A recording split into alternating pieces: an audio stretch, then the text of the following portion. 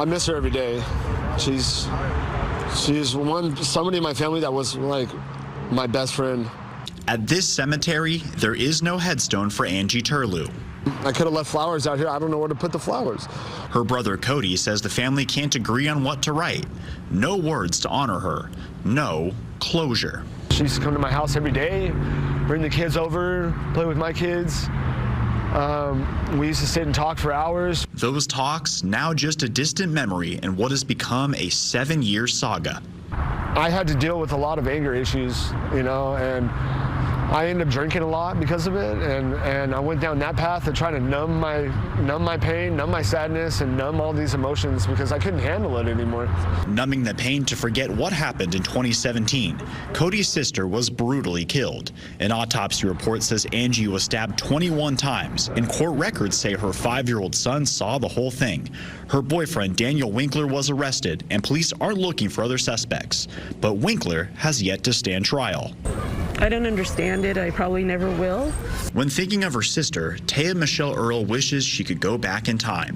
I remember her cooking the pumpkin bread at Thanksgiving and her, cooking all the sweets and the pastries and then the breakfast in the morning. But like her brother Cody, moving on is a challenge.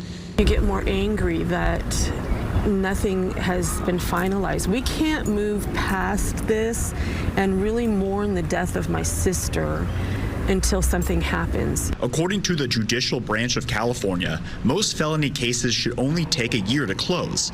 Just a fraction of this case, and it's still ongoing. Anecdotally, it's very unusual. We asked Mike Victiello at the University of Pacific to look at this case and why it's taking so long.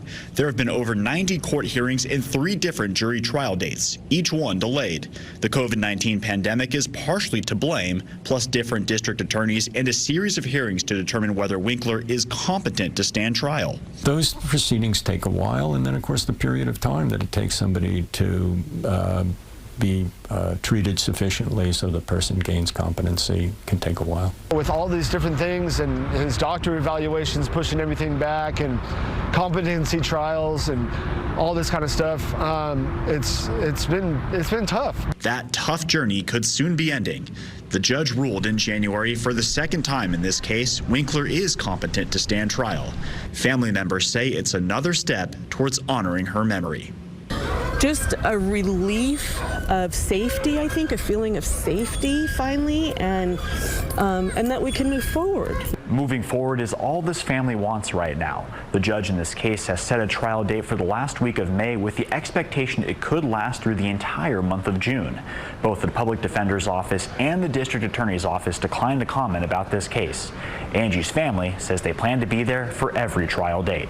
In San Francisco, Ryan Curry, KCRA 3 News.